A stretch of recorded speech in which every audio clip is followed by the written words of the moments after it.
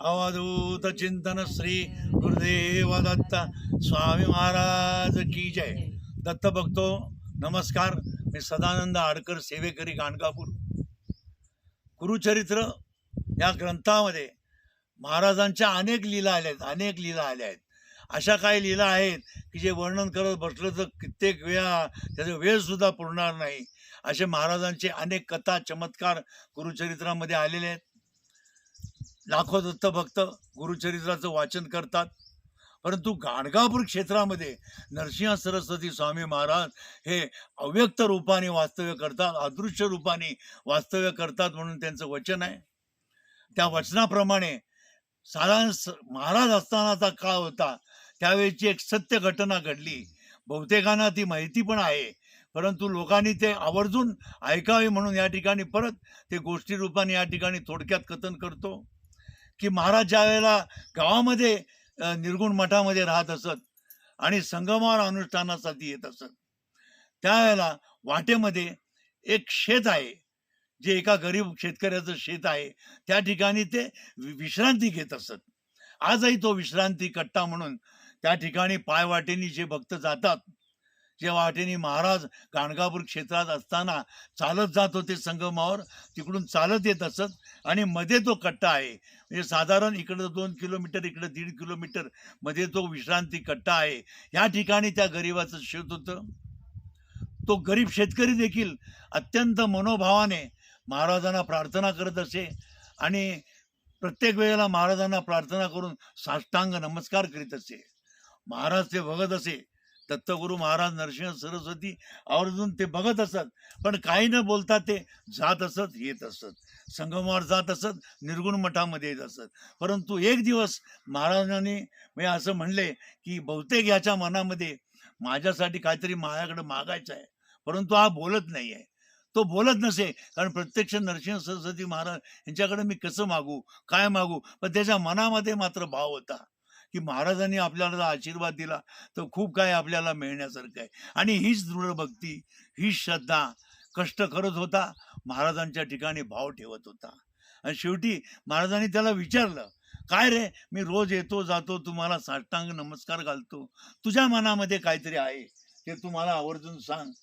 तर त्यावेळेला त्यांनी प्रार्थना केलेली आहे नरसिंह सरस्वती गुरु महाराजांना की स्वामी, यावेळेस शेतापाशी पाहावे अमृत दृष्टीशी, तू समजता प्रतिपायसी. गुरु महाराज, सर्व जगाचा भार आपण सांभाळता. मी तर एक गरीब शेतकरी आहे, माझं एक छोटं शेत आहे, हे भरपूर पिकावं आणि आमच्या घरामध्ये आनंद नांदावा, आमच्या घरामध्ये ऐश्वर नांदावं, कारण आपण जगद्गुरू आहात. आपले चरण माझ्या शेताला लागलेले आहेत आणि त्यामुळे माझी एवढीच इच्छा आहे की सतत माझ्या शेतामध्ये भरभराट व्हावी आणि आमच्या घरामध्ये आनंद व्हावा. महाराज म्हणले की तथास्तु. त्या पद्धतीनं पण मी तुला एक गोष्ट सांगतो. त्या ठिकाणी परत महाराजांनी त्याची एक परीक्षा घेतली की मी आता संगमावर चाललो, संगमावर जाऊन येऊस तर तू असं कर, हे आलेलं सर्व ते आहे छोटं छोटं पीक ते कापून टाक. घरी त्याच्या सांगायला गेल्यानंतर त्याने अखंड तांडव केलं. हे काय, आलेलं पीक चांगलं तुम्ही कापून टाकायला?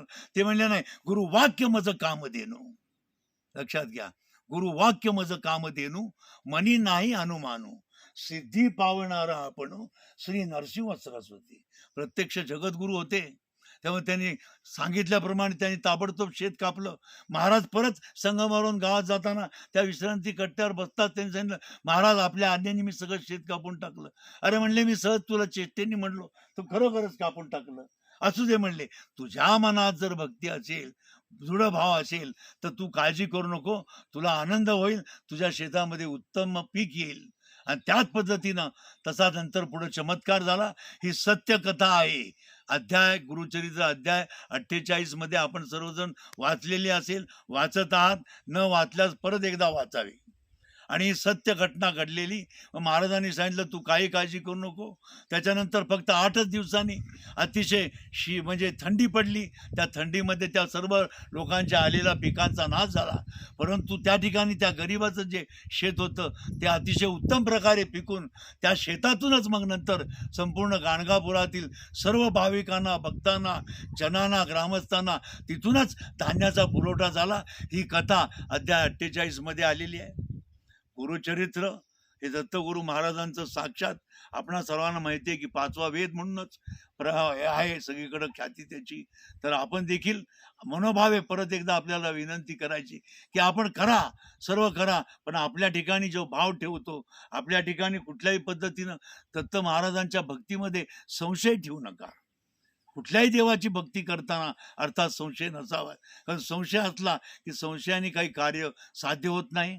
म्हणून थोडक्यात या ठिकाणी अध्याय 48 मधील वर्णन, दत्तगुरू महाराजांचे चरणी ही सेवा, या ठिकाणी सर्व भक्त मंडळी आलेले आहेत, त्यांना पण या ठिकाणी श्रवण भक्ती झाली.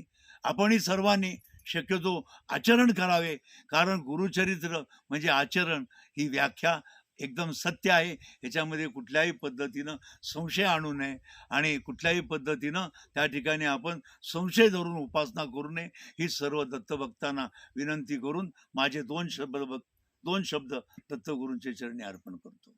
अवधूत चिंतन श्री गुरुदेव दत्त स्वामी महाराज की जय.